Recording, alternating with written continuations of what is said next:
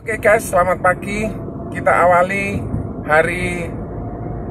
hari-hari sebelum kita melakukan aktivitas dengan berdoa. Semoga semuanya boleh berjalan dengan baik. Apa yang kita rencanakan boleh berjalan dengan baik. Nah, apa saja yang harus kita pikirkan untuk kita merekrut? Siapa saja yang harus kita rekrut? Bagaimana kita merekrut?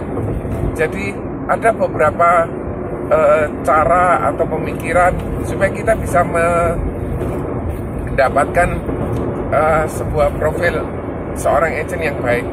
Yang pasti kita pilih yang pertama, orang yang akan bergabung sama bisnis ini siapa yang akan menjadi partner bisnis kita. Jadi tidak semua orang yang tidak ada gairah, tidak ada semangat, tidak ada keinginan untuk maju, sebaiknya tidak kita ajak di bisnis ini, karena akan menyulitkan buat orang tersebut, buang waktu mereka, juga buang waktu kita.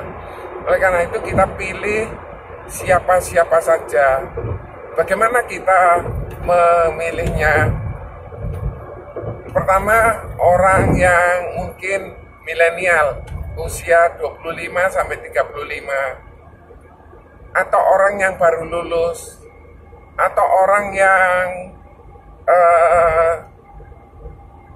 setidak-tidaknya memiliki pendidikan yang baik. Karena seorang perencana keuangan memiliki dasar pemikiran orang yang bisa diandalkan untuk mencarikan solusi di setiap kesulitan perencanaan keuangan sebuah keluarga. Jadi masing-masing berbeda, nggak bisa kita pukul rata semua bisa. Jadi mereka yang punya ambisi, mereka yang kepingin maju, mereka yang mengharapkan lebih, mereka yang mungkin mereka ingin punya rumah sendiri, mereka yang kepingin dapat menikah dengan biaya sendiri. Ini orang-orang yang bisa kita ajak bergabung di bisnis ini. Mungkin mereka seorang karyawan, seorang manajer, atau seorang supervisor, bahkan seorang direktur yang bisa kita ajak di bisnis ini. Supaya apa? Supaya bisnisnya kita kuat, mereka juga kuat, mereka punya fondasi yang kuat. Jadi bisnis yang harus kita jalankan ialah bisnis duplikasi. Jadi kalau misalnya orang tersebut tidak ada gairah, maka akan mengambil energinya kita sehingga dia membuat kita juga habis energinya. Karena memang tidak mau belajar, karena memang tidak mau untuk maju. Tetapi berbeda dengan orang yang punya semangat, berbeda dengan orang yang punya kebutuhan, mereka punya keinginan untuk maju.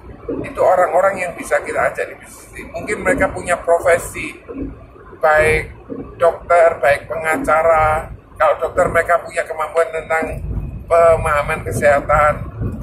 Biasanya orang-orang tersebut idealis.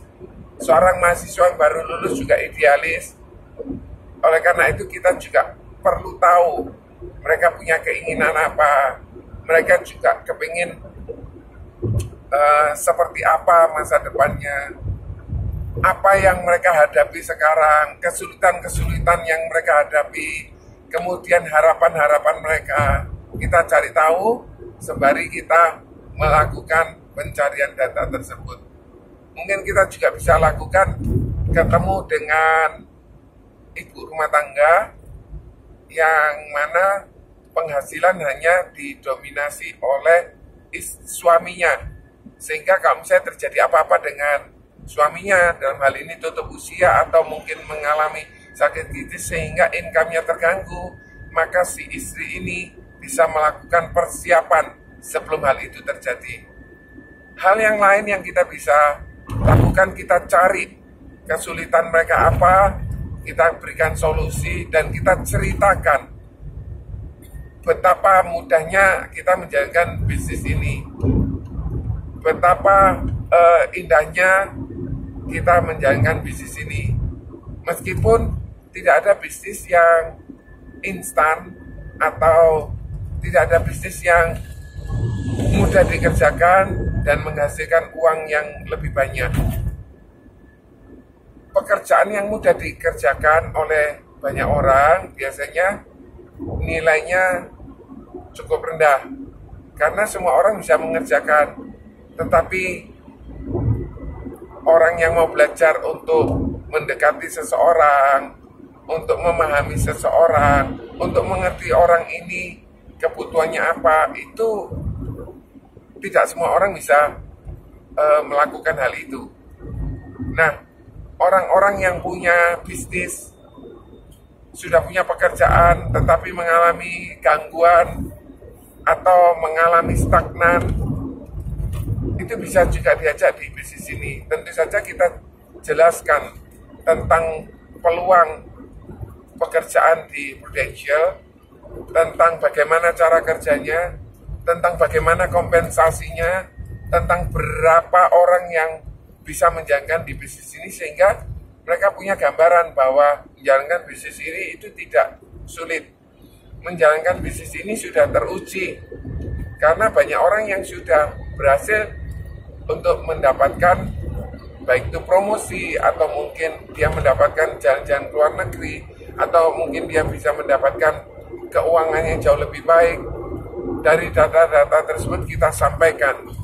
Jadi seringkali banyak orang tidak mau bergabung di bisnis ini karena merasa sulit, karena merasa apa aku mampu, atau merasa bahwa bisnis ini bukan passionku.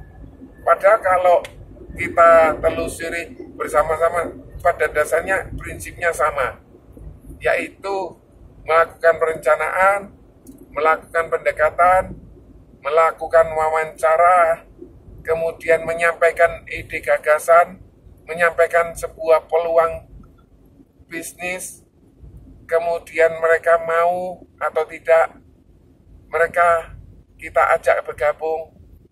Itu semua nanti berjalannya waktu kita akan makin lama makin memahami, makin mudah. Oh, orang ini bisa diajak, orang ini tidak bisa diajak. Tentu saja tidak dalam waktu dekat kita bisa memahami itu semua. Kenapa? Karena memang perlu waktu. Karena setiap orang punya karakteristik yang berbeda-beda, punya keinginan yang berbeda-beda, punya pandangan yang berbeda-beda, punya pendapat berbeda-beda, punya filosofi atau punya kekehan tersendiri. Oleh karena itu kita nggak boleh cuma ajak 1-2 orang saja bergabung di bisnis ini.